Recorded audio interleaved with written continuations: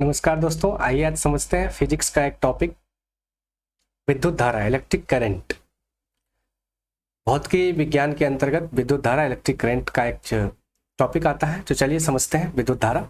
ये उन सारे बच्चों के लिए हेल्पफुल है जो क्लास 6 से 12 तक और जनरल कॉम्पिटिशन्स की तैयारी करते हैं, like SSC, railway, BPSC, UPSC. तो उन सभी में जो विद्युत धारा से सवाल आते हैं वो सवाल आपके इस कंसेप्ट के बाद क्लियर हो जाएंगे। तो चलिए शुरू करते हैं। जय हिंद। आज एक साइंस का, फिजिक्स का यानी भौतिकी का एक नया टॉपिक है, विद्युत धारा यानी इलेक्ट्रिक करंट। तो सबसे पहले ये जानते हैं कि इलेक्ट्रिक करंट क्या होता है। What is electric current? धारा क्या होती है? विद्युत धारा। तो विद्युत और धारा दो शब्द है। धारा क्या होती है? तो किसी भी चीज का अचानक फ्लो यानी कि बहना। तो मैंने यहाँ पे नोट्स लिखा है कि किसी भी चीज का अचानक फ्लो होना धारा कहलाता है। एग्जाम्पल के तौर पर अगर आप देखें तो जैसे पानी को अगर कोई फेंक दे और बहुत ज्यादा पानी तेजी से आगे जा रहा है तो लोग कहता है जलधारा है। जलधारा है, पानी की धारा यानी जलधारा। यदि आप दूध को फेंक दे ज्यादा देर तक तो दूध की धारा बहने लगती है। गांव घर में देखेंगे आप, बहुत तेजी से कोई अंग्रेजी बोलता है तो कहते हैं कि खटाखट अंग्रेजी बोल रहा है, यानी कि धारा प्रवाह अंग्रेजी बोल रहा है, तो उसे आप अंग्रेजी की धारा कह सकते हैं। तो इलेक्ट्रिक करंट क्या? तो अब समझते हैं कि इलेक्ट्रिक करंट क्या होता है। तो इलेक्ट्रिक करंट जो होता है, तो धारा तो समझ गए आप, किसी भी चीज का अचानक फ्लो हो जाना धारा कहलाता है। लेकिन जब इलेक्ट्रॉन का फ्लो होता है तो इलेक्ट्रिक यानी कि विद्युत धारा कहते हैं। तो अब आप समझिए विद्युत धारा यानी कि electric current. What is electric current?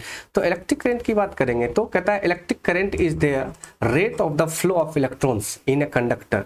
The SI unit of electric current is the ampere.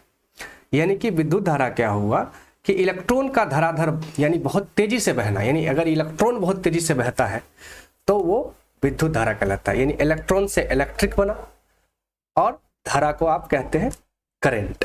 तो इलेक्ट्रिक करंट यानी कि फ्लो ऑफ इलेक्ट्रॉन, यहां मैंने लिखा flow of electron is known as electric current. ये हो गया आपका इलेक्ट्रिक करंट। तो आप इलेक्ट्रिक करंट को समझ गए। अब चलते हैं आगे। अब बात करते हैं कि जो विद्युत धारा है यानी इलेक्ट्रिक करंट है, उसे जब हम नापते हैं उसे एम्पियर में मापते हैं। एम्पियर उसका नापने का एक मात्रक है जिसे SI यूनिट कहते हैं, सिस्टम ऑफ इंटरनेशनल यूनिट। तो वो हुआ एम्पियर। एम्पियर तो सबसे पहले बात आती है कि 1 एम्पियर बराबर कितना होता है। तो 1 एम्पियर में इलेक्ट्रॉनों की संख्या कितनी होती है? 625 पे आप 15 जीरो लगा दीजिए। इतना एम्पियर की धारा पर सेकेंड बहती है। 1 एम्पियर अगर शॉर्ट वैल्यू में लिखा जाए, ये तो बहुत लंबा है, 6.25 × 10⁻18 इलेक्ट्रॉन पर सेकेंड। यानी अगर हमारे बॉडी में, अगर मैं करंट को छूता हूं तो हमारे बॉडी में अगर 1 एम्पियर की धारा आ रही है, इसका मतलब ये हुआ कि 625 पर 15 जीरो इलेक्ट्रॉन पर सेकेंड मेरे बॉडी में आ रहा है, इसलिए बॉडी को झंझना देता है। अब क्योंकि 1 एम्पियर में अगर इतना इलेक्ट्रॉन हमारे बॉडी में आ रहा है तो जैसे जैसे एम्पियर की मात्रा बढ़ाएंगे तो इलेक्ट्रॉन का वैल्यू भी बढ़ जाएगा। तो when ampere increase then value of electron is increase. यदि आपको 2 एम्पियर की धारा मारती है तो इसके पर सेकेंड इसके दुगुने मारेगी, 5 एम्पियर की मारेगी तो और 5 गुने मारेगी। तो कुल मिलाकर ये कि हम सोचते हैं कि अगर एम्पियर बढ़ेगा तो इलेक्ट्रॉन की संख्या बढ़ेगी और इससे आपके अंदर, बॉडी के अंदर यदि किसी को करंट लगता है तो और ज़्यादा तेज झटका महसूस होगा। चलिए इसके बाद समझते हैं नेक्स्ट। आपने एम्पियर भी समझा। अब सवाल यह है कि जो इलेक्ट्रॉन है वो हमारे बॉडी में प्रवेश करता है, इसका मतलब आगे बढ़ता है। तो कोई ऐसा होगा जो इलेक्ट्रॉन को लेके जाता है या पीछे से धकेलता है? तो इलेक्ट्रॉन आगे क्यों जाता है? आगे बढ़ता है। इसका मतलब ये हुआ कि कोई ना कोई उसे लेके जाता है या ढकेलता है। तो इलेक्ट्रॉन जो आगे बढ़ता है उसे पीछे से धकेलता है, यानी कि खींच के ले जाता है, धक्का देता है वोल्टेज। उसका नाम होता है वोल्टेज, जिसे आप कहते हैं ना वोल्ट। जैसे 6 वोल्ट, 12 वोल्ट, घड़ी में जो बैटरी होता है वो 1.5 वोल्ट का होता है। 220 वोल्ट आपके घरों में होता है। 440 वोल्ट देखिएगा सड़क पे जो पोल लगा रहता है वो वायर्स में होते हैं। इसलिए लोग, एक गाना भी है, कहते हैं लगे 440 वोल्ट छूने से तेरे। अब किसको छूता है, कौन छूता है, वो तो आप समझिए। 440 वोल्ट। अब विद्युत धारा को ले जाने का काम करता है वोल्टेज। कोई दिक्कत? इलेक्ट्रॉन को लेके चलता है वोल्टेज, याद रखेंगे, इलेक्ट्रॉन को लेके चलता है वोल्टेज। और इलेक्ट्रॉन को जाने से रोकता है प्रतिरोध, रेसिस्टेंस उसको बोलते हैं। यानी रेजिस्टेंस कहता है कि तुमको नहीं देंगे जाने, और वोल्टेज कहता है कि इलेक्ट्रॉन को लेके जाएंगे। तो इस दोनों के बीच एक समझिए कि झगड़ा हो जाता है। झगड़ा जैसे एक कह रहा मैं लेके जाऊंगा, एक कह रहा नहीं जाने दूंगा, तो प्रतिरोध और वोल्टेज में झगड़ा होने लगता है, बीच में फंस जाता है बेचारा इलेक्ट्रॉन। तो जब दो लोगों के बीच झगड़ा होता है तो एक बीच में फंसता ही फंसता है। आपके दो दोस्त में झगड़ा होगा तो कोई तीसरा फायदा उठाता है। इसी झगड़ा का फायदा विज्ञान में हम सब ने उठाया और इसके झगड़ा के कारण हमने कई सारे यंत्रों में इसका इस्तेमाल किया। कैसे? तो आइए एक एक करके समझते हैं। तो सबसे पहले देखिएगा आप, वैसे भी झगड़ा कई तरह के होते हैं। गांव में अगर आप देखेंगे तो झगड़ा कोई मारने लगता है, कोई बाल नोच लेता है, कोई गाली गलौज देने लगता है, बहुत तरह के झगड़े होते हैं। तो यहाँ देखते हैं इलेक्ट्रॉन और वोल्टेज में, इलेक्ट्रॉन और वोल्टेज के साथ जो प्रतिरोध का झगड़ा होता है, तो प्रतिरोध के साथ वोल्टेज का झगड़ा, वोल्टेज कहता ले जाएंगे, प्रतिरोध कहता नहीं जाने देंगे। तो झगड़ा से सबसे पहला क्या होता है कि जैसे ही वोल्टेज इलेक्ट्रॉन को लेके जाता है, प्रतिरोध रोकने लगता है। तो रोकने लगता है, जब रोकता है तो दोनों काफ़ी लाल हो जाता है, गुस्सा हो जाता है, जिसके अंदर उसके चमक आता है। तो हम समझते हैं कि टंगस्टन नाम का एक धातु है, जब उसमें हम लेके जाते हैं इलेक्ट्रॉन तो वोल्टेज उसको लेके जाता है, प्रतिरोध उसको रोक देता है, जिस वजह से टंगस्टन लाल हो जाता है, चमकने लगता है। इसीलिए इसका इस्तेमाल हम लोग बल्ब में करते हैं। तो ये देखिए बल्ब है, इससे क्या होता है कि जब टंगस्टन का ये जो फिलामेंट होता है, ये टंगस्टन का बना होता है, ये टंगस्टन में जब विद्युत धारा प्रवाहित करते हैं तो रेजिस्टेंस इसको रोकता है, जिस वजह से दोनों में झगड़ा उत्पन्न होता है। तो हाई वोल्टेज हो जाता है, जिसके कारण ये बहुत ज़्यादा हीट हो जाता है, जिसके कारण हीट के कारण ट्रांसपेरेंसी, यहाँ पे शीशा लगा देते हैं जिससे लाइट भी मिल जाता है, क्योंकि हीट आएगी तो लाइट को लेके ही आएगी। तो इसके झगड़ा का फायदा हम लोग उठा लिए और बल्ब में लगा दिए। दूसरा एक आता है नाइक्रोम का तार।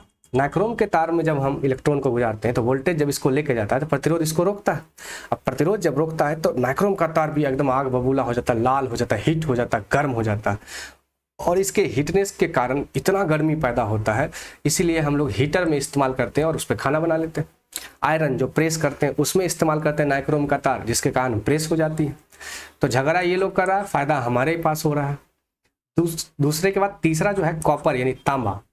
तांबा में जब हम विद्युत धारा प्रवाहित करते हैं तो वोल्टेज जब उसको लेके जाता है तो प्रतिरोध रोकता है, जिस वजह से तांबा एकदम गुस्से से लाल होकर नाचने लगता है, जिसके कारण हम उसका यूज करते हैं पंखा में। अभी देखिए पंखा में तांबे के तार के कॉइल्स लगे होते हैं और तांबे के तार में कॉइल्स लपेटा जाता है, कॉइल्स में तांबा का तार लपेट करके और उसको हम लोग यूज करते हैं। उसमें पंखा लगा दिए हैं, वो नाचता है, गर्मी के दिन में हमें ठंडा लगता है। तो आपने देखा कि जब दो लोग झगड़ा करते हैं तो तीसरे उसमें पिसाते हैं। जैसे दो चक्की पिसती है तो बीच में गेहूं फंसा रहता है, बेचारा पिसा के आटा बन जाता है। अब फायदा किसी और को हो जाता है, हम लोग आटा से रोटी बना के खा लेते हैं। तो धारा कई तरह के होते हैं, जैसे दो तरह के होते हैं, एसी और डीसी, इसको अलग से वीडियो में समझेंगे। अब हम आपसे ये सवाल करते हैं कि क्या जरूरी है, क्या इलेक्ट्रॉन जरूरी है या वोल्टेज जरूरी है? तो वोल्टेज जरूरी है या इलेक्ट्रॉन? तो देखिए अगर वोल्टेज है इलेक्ट्रॉन नहीं है तो किसको धकेलेगा, और अगर इलेक्ट्रॉन है वोल्टेज नहीं है तो क्या होगा? इसलिए घरों में देखिएगा जब लाइट आती है तो वोल्टेज होता है लेकिन इलेक्ट्रॉन नहीं होता है, तो वो नहीं हो पाता।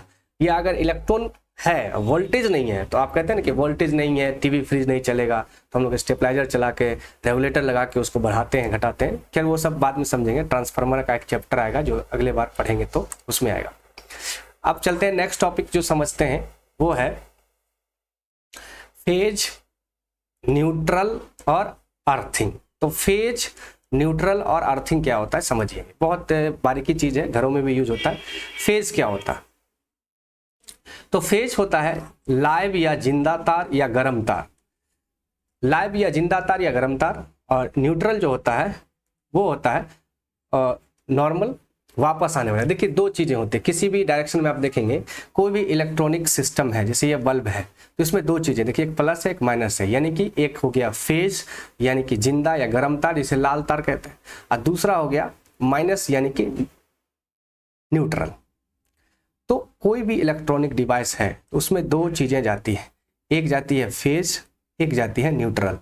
देखिए इलेक्ट्रॉन यानी कि इलेक्ट्रिक विद्युत धारा जब भी जाएगी तो किसी भी इंस्ट्रूमेंट में या किसी भी इलेक्ट्रिक डिवाइस में, टीवी फ्रिज किसी में भी, तो उसको जाने का रास्ता यानी कि फेज और लौटने का रास्ता यानी कि न्यूट्रल, दोनों होना चाहिए। इसलिए किसी में देखिएगा दो तार लगा रहता है, एक फेज एक न्यूट्रल, एक प्लस एक माइनस, यानी एक तरफ से धारा जाती है दूसरी तरफ से धारा आती है। तो धारा को जो लेके जाता है फर्स्ट जो तार होता है गर्म तार, जिंदा तार, उसे लाइव तार कहते हैं, वो ये हुआ। न्यूट्रल हुआ जिससे धारा वापस आती है। तो देखिए जैसे ये बल्ब है, तो बल्ब में देखिए ये प्लस इधर से धारा जा रही है, फिर इसमें जा रही है, फिर इधर से देखिए धारा ये वापस आ रही है इधर, फिर इधर से जा रही है। ये एक साइकिल की तरह चलता है। अगर इसमें से कोई भी चीज एक टूटा तो हमारा विद्युत उपकरण काम नहीं करेगा। यानी कि जाने का रास्ता और आने का रास्ता, दोनों रास्ता होना है। जैसे कोई चोर किसी घर में चोरी करता है तो उसको जाने का भी रास्ता और आने का भी रास्ता दोनों मालूम होता है।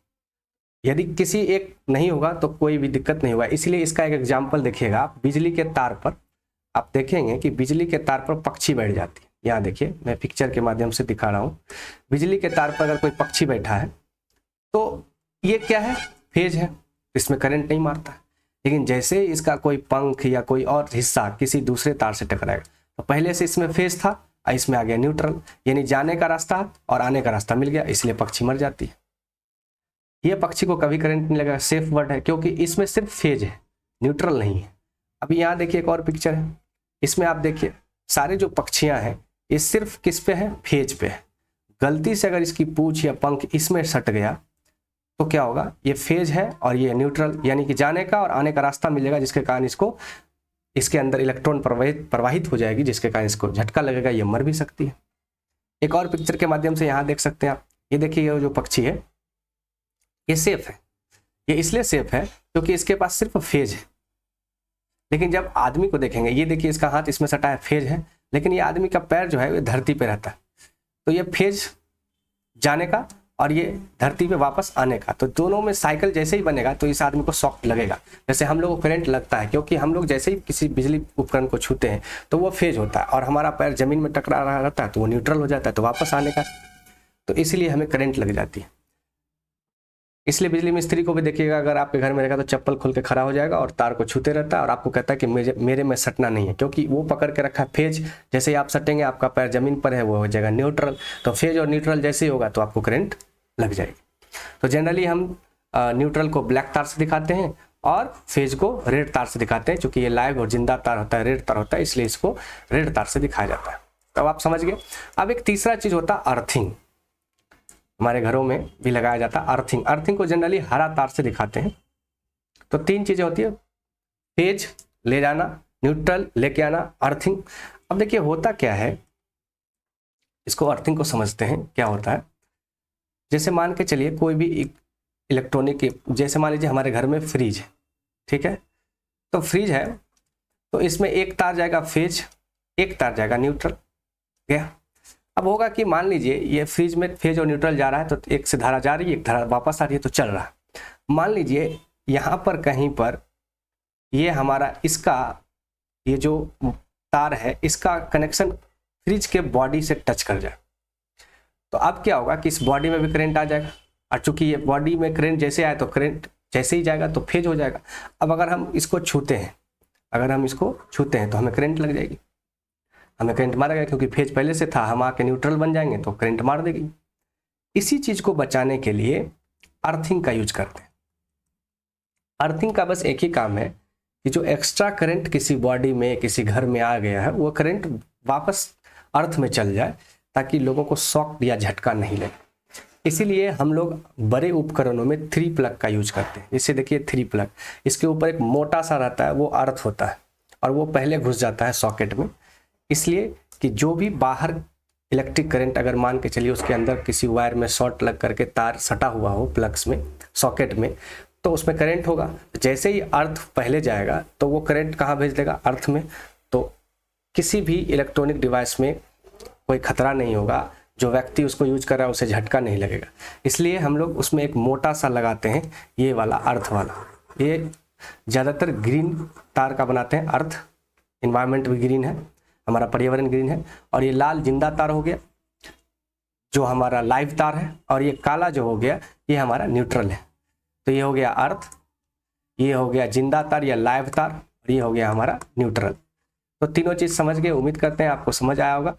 देखिए अर्थ का एक ही काम है कि किसी भी इलेक्ट्रॉनिक डिवाइस में, जैसे आप स्टेबलाइजर को छूते हैं तो उसमें करंट लग जाता है। अगर सिर्फ 2 सप्लाई देते हैं हम, लाइव और न्यूट्रल, और अगर कहीं लीकेज हो गया इलेक्ट्रिक करंट का तो डिवाइस में भी करंट आ जाता है, तो हम छूते हैं तो उसको हमें शॉर्ट लगता है। लेकिन यदि हम एक तीसरा अर्थ भी उसमें डाल देते हैं तो जब 3 प्लग्स यूज करते हैं, 3 प्लग का सॉकेट यूज करते हैं, तो अर्थ में आकर के ऑटोमेटिक जो एक्स्ट्रा करंट है जो लीकेज से आया था वो नीचे वापस कहाँ चला जाता है, अर्थ में, जिससे हमें करंट नहीं लगती है। तो आई होप कि आप ये सब चीज़ समझे होंगे। नेक्स्ट वीडियो में हम समझेंगे AC DC क्या होता है, ट्रांसफार्मर क्या होती है, एम्पलीफायर क्या होता है, डायोड क्या होता है। तब तक के लिए इतना ही। यदि वीडियो पसंद आ रहा है और हमारे चैनल पर नए हैं तो वीडियो को लाइक करें, कमेंट करें, चैनल को सब्सक्राइब करें और अपने उन लोगों को भी भेजें, उन छात्रों को भेजें जिनको ये समझने में हेल्प मिलेगी। वीडियो को लाइक करें, चैनल को सब्सक्राइब करें, बेल आइकन दबाएं ताकि नेक्स्ट वीडियो का नोटिफिकेशन आप तक जल्द पहुंचेगा। धन्यवाद। जय हिंद।